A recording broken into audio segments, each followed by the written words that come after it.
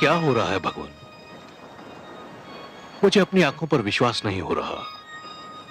एक नन्हा सा मत्स्य जिसे मैंने अपने कमंडल में शरण दी थी, वो इतना विशालकाय हो गया है कि ये अथाह विशाल सागर भी इसके लिए छोटा दिखाई पड़ रहा है। ये कैसी लीला है? ये साधारण मत्स्य हो नहीं सकता। मुझे बताइए, आप कौन हैं? मैं आपके दर्शन के लिए व्याकुल हूं। मुझे दर्शन दीजिए प्रभु।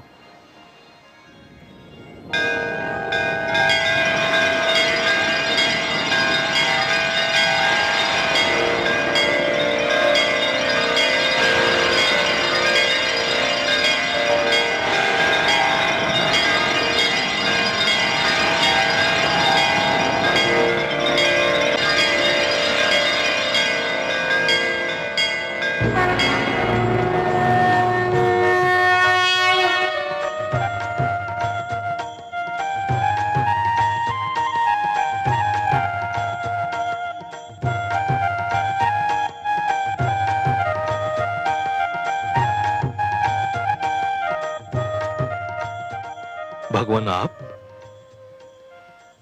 हे जगदीश्वर, हे जनार्दन, हे सर्वेश्वर, ये आप हैं प्रभु? मेरे सौभाग्यशाली नेत्रों को आपके दर्शन हो रहे हैं। हाँ मनु, ये मैं ही हूं। आपके अतिरिक्त और कौन हो सकता था हे पद्मनाभ? ये लीला तो केवल आप ही दिखा सकते हैं कि सिमटे तो मानव की अंजुरी में समा जाएं और फैलें तो धरती और आकाश को भी ढक लें। आप मेरी अंजुरी में ठहरे, मेरी कुटिया में रहे। मैं किन शब्दों में आपको धन्यवाद दूं? हे सर्वश्रेष्ठ, आप महान हैं। मैं अपने भाग्य पर जितना भी गर्व करूं कम है। आपको कोटि कोटि प्रणाम हे लक्ष्मी नारायण।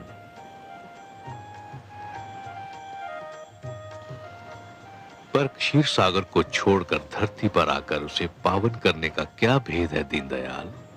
हे मनु, मानव कल्याण की जिस चिंता के कारण तुमने आमरण व्रत कर रखा है, उसी चिंता ने मुझे भी पृथ्वी पर आने के लिए विवश कर दिया। अब मेरी बात ध्यान से सुनो। आपकी मधुर वाणी सुनने के लिए मैं सिर से पांव तक कान बना हुआ हूं प्रभु। ब्रह्मा के परामर्श पर भगवान शिव इस धरती को स्वच्छ करना चाहते हैं।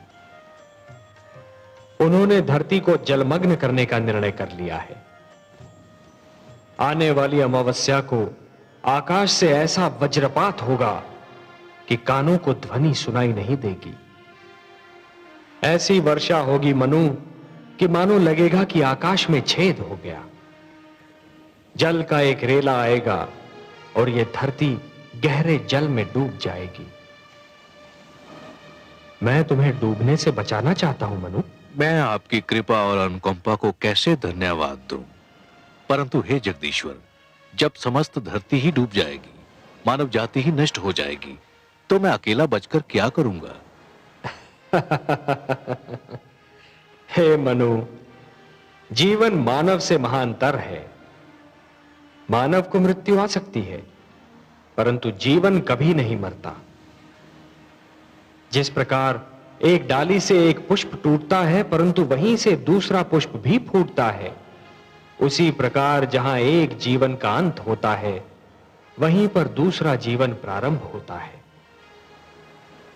एक पीढ़ी चली जाती है, परंतु वहीं दूसरी पीढ़ी पहली पीढ़ी के स्थान को रिक्त नहीं रहने देती। यही जीवन की परंपरा है। तुम इसी परंपरा को अक्षुण्ण रखोगे, तुम इसी परंपरा को जीवित रखोगे। यही मेरा उद्देश्य है। आपके आदेश का पालन तो मेरा परम धर्म है प्रभु।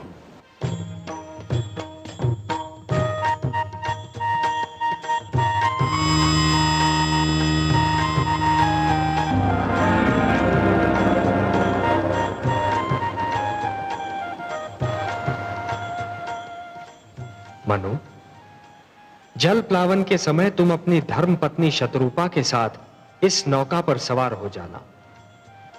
अपने अतिरिक्त इस नौका पर समस्त पशु पक्षियों का एक एक जोड़ा और उन सारे पौधों के बीज भी रख लेना जिन्हें तुम आवश्यक समझते हो। मैं मत्स्य के रूप में आऊंगा। तुम इस नौका को मेरे सींग से बांध देना। मैं तुम्हारी नौका को सुमेरु पर्वत पर ले जाऊंगा, जहां पहुंचकर तुम्हें एक नवीन जीवन का निर्माण करना होगा, एक नए मानव को जन्म देना होगा। जो आदेश प्रभु। मैं आपके आदेश का अक्षरशः पालन करूंगा।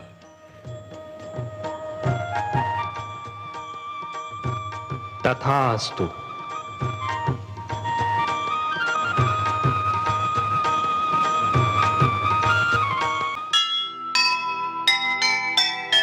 होते हैं संसार के संकट में जब प्राण, तब तब आते हैं प्रभु करने को कल्याण। कभी न होने देंगे वो मानवता का नाश।